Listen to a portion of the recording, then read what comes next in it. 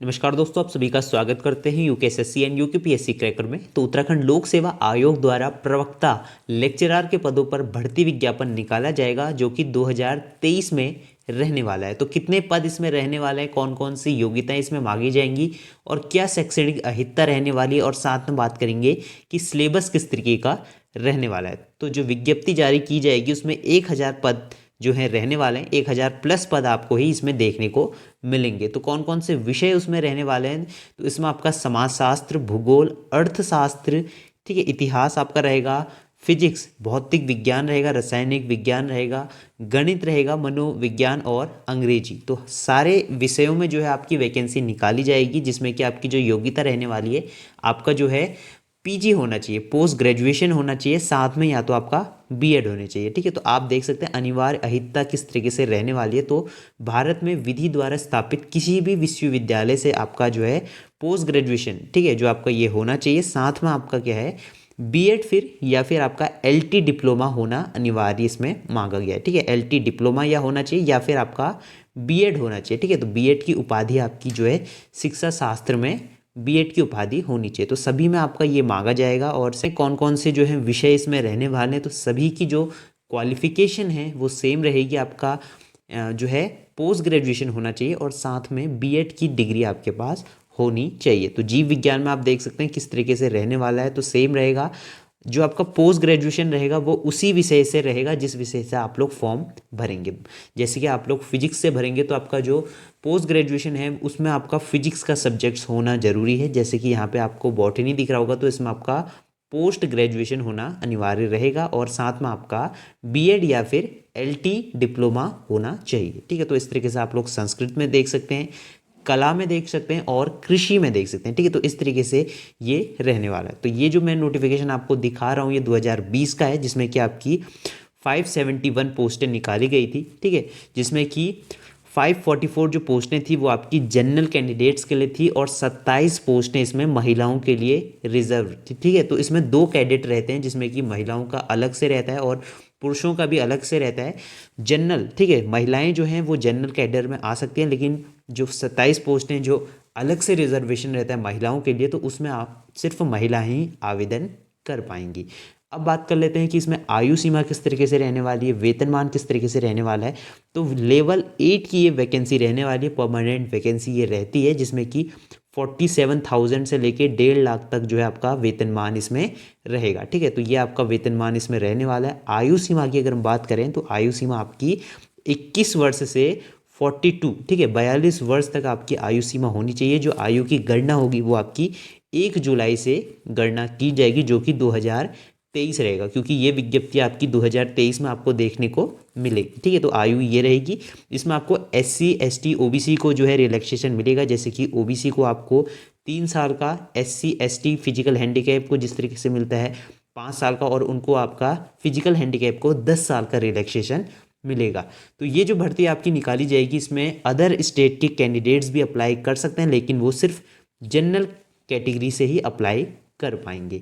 तो अब बात कर लेते हैं कि किस तरह इसकी जो परीक्षा रहती है वो 2 चरणों में रहती है। पहला प्रीलिम्स कहलाता है और उसके बाद जो है आपकी लिखित परीक्षा जो रहेगी मेंस कहलाएगा। ठीक है, जो प्रीलिम्स होगा उसमें आपका ऑब्जेक्टिव टाइप क्वेश्चन पेपर आता है। ठीक है, तो MCQ बेस्ड क्वेश्चन पेपर उसमें पूछे जाएंगे। सिलेबस किस तरीके का रहने वाला है तो उसकी पूरी डिटेल हम आपको प्रोवाइड करा देंगे। उसके बाद आपका मेंस रहेगा। ठीक है, तो मेंस में आपकी लिखित परीक्षा होगी। आपको पेन कॉपी में जो है ये प्रश्नों के आंसर लिखने होंगे। ठीक है, मेंस में आपका जो सब्जेक्टिव टाइप क्वेश्चन पेपर उसमें रहता है। तो यहाँ पे आप लोग देख सकते हैं कि कौन कौन से शहरों में आपकी परीक्षा आयोजित कराई जाएगी। कुल 20 शहरों में जो है आपकी परीक्षाएं जो है आयोजित कराई जाएंगी।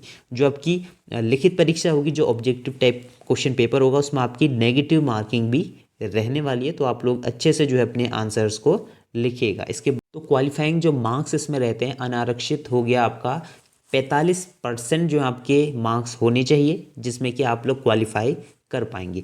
आर्थिक रूप से कमजोर वर्ग के लिए 40% रहेगा, अन्य पिछड़ा वर्ग के लिए भी 40% रहेगा, SC ST OBC और संबंधित जितनी भी श्रेणियां रहती हैं उनके लिए 35% अंक लाना अनिवार्य रहेगा।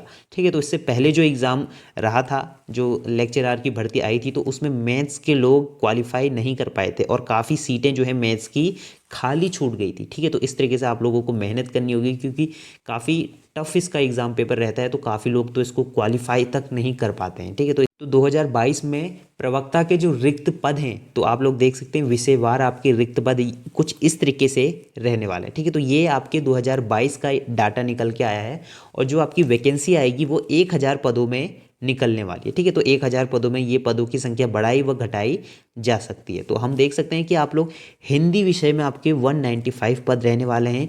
खाली पद की अभी हम बात कर रहे हैं, अंग्रेजी में 165, संस्कृत में 45, भौतिक विज्ञान में 102 रहने वाले हैं, रसायन विज्ञान में 92, गणित, ठीक है, मैथ्स में आपके सबसे ज़्यादा रहेंगे 129। ठीक है, तो इसमें देखिए वैकेंसी ज़्यादा आएगी, क्योंकि पुरानी वैकेंसी के भी जो कैंडिडेट्स रह गए थे, मतलब काफ़ी सीटें जो है इसमें खाली चली गई थी, तो इस कारण से इसमें पद बढ़ने की आशंका रहेगी।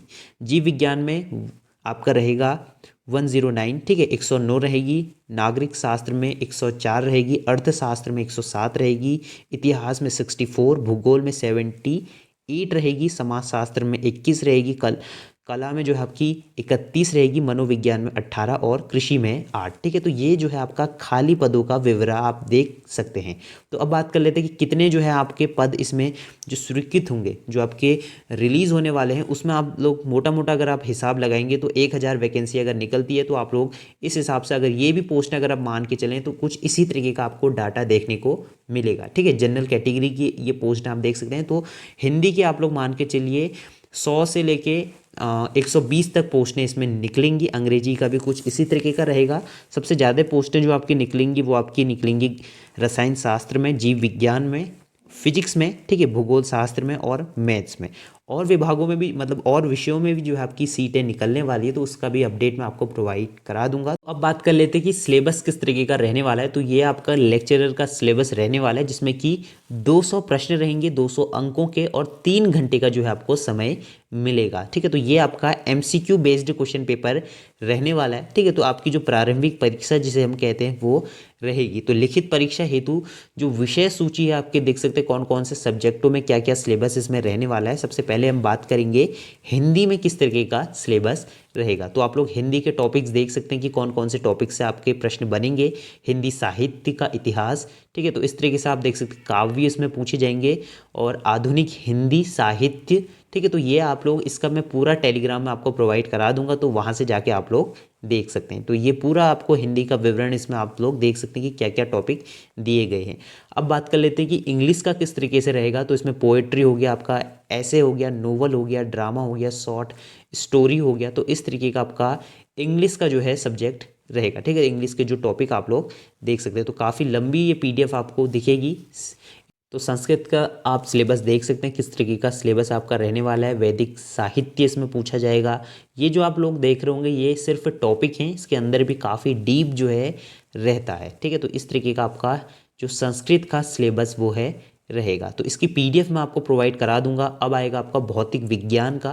ठीक है, तो आप लोग इसको इंग्लिश में भी प्रोवाइड कर सकते हैं, तो ये आपको हिंदी में देखने को मिल रहा होगा। तो इस तरीके से गति के नियम हो गया, किस तरीके से ये रहेगा। ठीक है, तो ये आपका जो है फिजिक्स का सिलेबस रहेगा। यूनिट कितनी यूनिटें आपकी इसमें दी। तो रसायन शास्त्र का आप सिलेबस देख सकते हैं। तो सारे सिलेबस इसमें दिए गए हैं, तो आप लोग एक एक करके देख सकते हैं। भौतिक रसायन का तो ये पूरी PDF काफ़ी लंबी चौड़ी है, तो आपको डिटेल पर वीडियो के डिस्क्रिप्शन में इसका लिंक मिल जाएगा, वहाँ से आप लोग देख सकते हैं। कोई भी अपडेट चाहिए चैनल को सब्सक्राइब कर लीजिए। कुछ पूछना है कमेंट बॉक्स में पूछ सकते हैं। इस भर्ती का अगर मैं आपको मोटा मोटा बताऊँ तो 2023 में मध्य तक आपको इसकी वैकेंसी देखने को मिलेगी, मतलब मई जून तक, क्योंकि अभी UKSSC की जितनी भी भर्तियां हैं वो आयोग करा रहा है। तो आयोग पे काफ़ी बर्डन है अभी आयोग के पास, मतलब काम काफ़ी ज़्यादा है। तो जल्दी ही जैसे ही आयोग को फुर्सत मिलती है या अध्याचन मिलता है तो आयोग इस भर्ती प्रक्रिया को शुरू करेगा। ठीक है, तो मिलते हैं नेक्स्ट वीडियो में, तब तक के लिए बाय बाय। जय हिंद, जय भारत।